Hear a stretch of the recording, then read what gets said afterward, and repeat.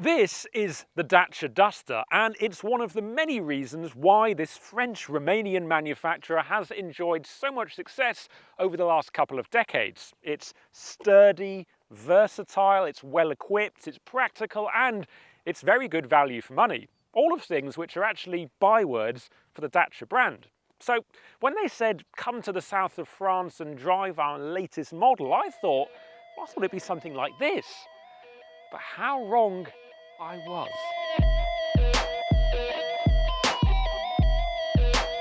Welcome to the Dacia Sandrider.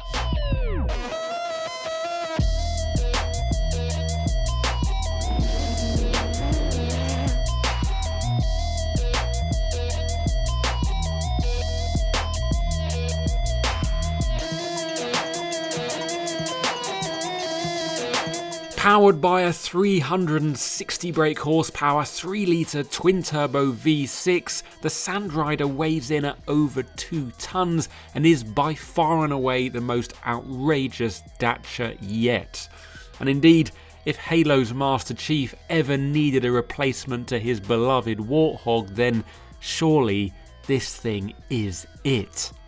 Although, bad news John 117, this car isn't for production. It's actually Dacia's official entry into the 2025 Dakar Rally. Yeah, really. The Sandrider uses a tubular chassis with carbon fibre body panels, but even so, it still weighs in at over 2 tonnes. Power goes to all 4 wheels via a 6-speed sequential gearbox, and it's able to run on Aramco synthetic fuels. It's unlike any Dacia you or I have ever seen before, so in order to get a better idea of it, I've asked one of its drivers to show me round. Sebastian. Hello. Good to see you. How are you? Too. Good. And you? Good. I'm good, thank you. Yeah, I'm looking forward to hearing all about the Sandrider. I mean, is it me, or is this one of the most outstanding looking Dakar cars you've ever seen? Because they look pretty crazy, but this thing is out of this world. It looks like a spaceship. Yes, exactly. This is the design of Dacia who created the car. For sure, we work together because the goal is to have a good-looking car, but also efficient. And so everything was. They think everything about this, like it's nothing in the front to avoid to hit something. The first thing that will hit is the wheels. Yeah. Big windscreen with good visibility, big windows also for that. Yeah. A lot of changes compared to the Hunter, for sure. The exhaust is on the rear to avoid to hit the rear tires, and the engine is different. Everything is different, but yeah, I think it looks good, and especially what I like is that it's nice to drive. Yeah, that's the important thing, obviously. But just staying on the looks for a second, because it looks incredible, but it's not just there for looks, because what I understand is that the aerodynamics and the design of the car were all done in tandem, so it's actually more aerodynamically efficient than the Hunter, even though it hasn't got anywhere near the amount of hardware on it. Is that true? Yeah, it seems. Yeah. I don't know, but it's what. Yes, I know that it's what the engineer said. We have more downforce, less drag, so it's not the main thing in the Dakar. It's the downforce, but it's better to have an evolution that to go back. So it's a good step. Yeah, if the engineer says it, then it must be true, mustn't it? I imagine. Okay, I mean, obviously you want your Dakar car to be fast, like you want to win, obviously, but the main thing surely is reliability. Yeah. So, having driven this car, you've had limited time in it, but so far, has it been reliable? Has it worked for you? Yeah, for sure. I drove only 2 days. Nasser drove 2 days yesterday. Christina drove a few days. At the moment, it's really looking good. I remember in the past when I tested the Peugeot or the Hunter at the beginning, it was a lot of things to optimize. Some things were breaking, like the drive shaft or the prop shaft and things like that. At the moment, it seems quite solid, and so that's a good thing to start, because we don't have to stop every day to change some parts. So the first test was really good. Good to hear. And then speaking to the designers, they've obviously tried to make it reliable, but also easy for you to use. So I understand the cabin, it's similar to the Manifesto concepts where you've got a modular design so you can move everything around and customize it to yourself and your co-driver. Has that been quite helpful so far? Yes, but this we didn't really change because for sure when we made the design, I knew where I want my dash and so on, and so we just put it on. But for sure, for some other driver, you can adapt. It's some modulation which is possible inside. Yes. Yeah. And have you got a favorite feature of the design? Because I know I've got one, but I'll see. Have you got a favorite feature on the car? I like the front of the car mainly, yeah.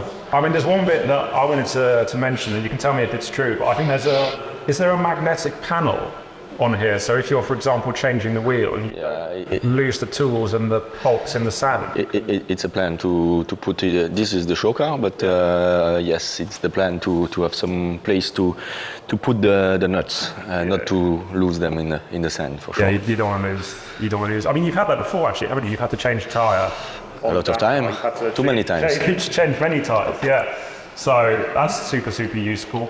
And then also, I understand there's a special pigment which is it the paint or it's some part of the surface of the car which is supposed to keep it cooler on the inside? Yeah, I think the roof is in a special pigment to avoid the heat in the car. And also, for sure, we have also the aircon that we optimized compared to the previous car, so should be a bit more comfortable in the long stages. Yeah, I think the aircon is pretty invaluable. And I met your co-driver earlier over the last 4 years, and he says that you work together well as a team because you're very calm.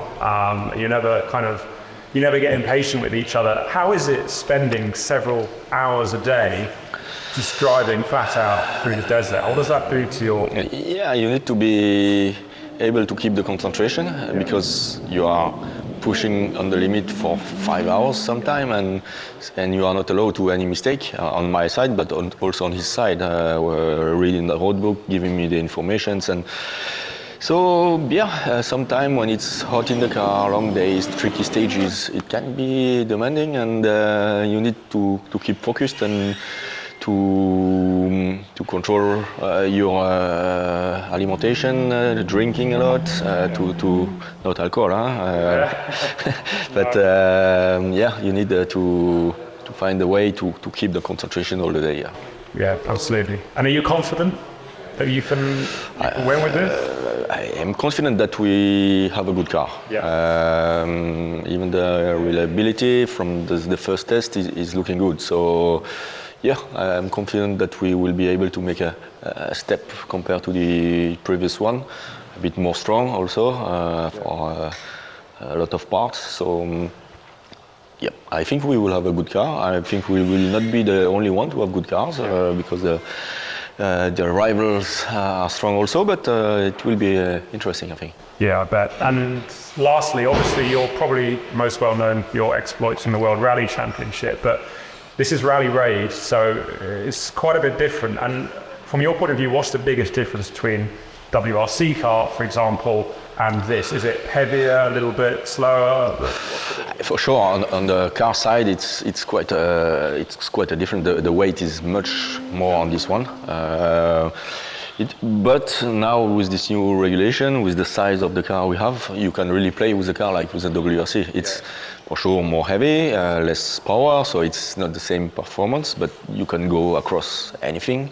You can push hard, and it's much more exciting to drive than the previous cars in the Rally Raid. Yeah, good. Awesome. Well, I'm going to go for a passenger ride now with Christina to actually experience it myself. But yeah, thank you very much for showing me around. Thank you. Best of luck. Thank you. You too. Despite its hefty weight, the Sandrider isn't short on acceleration. With all-wheel drive and a 6-speed sequential box, it responds with all the ferocity of something far lighter. This extends into the corners too. The huge BF Goodrich tyres claw at the broken gravel-filled track like we're on tarmac. And it's the same story with the braking distances. Every time it feels like we've got to the point of no return, Christina slams on the anchors, rotates the car, and we're off, banging through the gears on the way to the next corner. But what has got to be the most impressive part about the Sandrider is the suspension. The travel is governed to 350mm max, and over the jumps and dips that extra length plays a huge role in bringing the car back down to earth safely. Try this in a regular road car and you would destroy the chassis on the very first jump. Indeed, my body kept bracing for impact, yet it felt like an invisible hand would catch us in midair and gently place us back onto the dirt. The suspension really is witchcraft. Remember too, this isn't a WRC car. It's a much heavier, larger rally raid vehicle that has been thrown around like a toy. But it is durable. Having covered a lot of testing without any real issues cropping up, the team was saying how surprised they were that it's been so reliable, purely because this is the exact time where you expect things to go wrong, but the Sandrider has so far been pretty bulletproof. On the face of it and under the skin, it looks every bit the real deal. Dacia's entry into the premier category of the world's toughest race really isn't something that myself, and I think a lot of people, saw coming. And judging by our time with the car, it's not simply there to make up the numbers. Dacia believes they have a chance at winning, and who can blame them? The driver lineup is exceptional, the car is showing huge promise, and in ProDrive they have that crucial experience. Keep an eye on what happens in the next running of the famous race held in the Saudi desert in January 2025.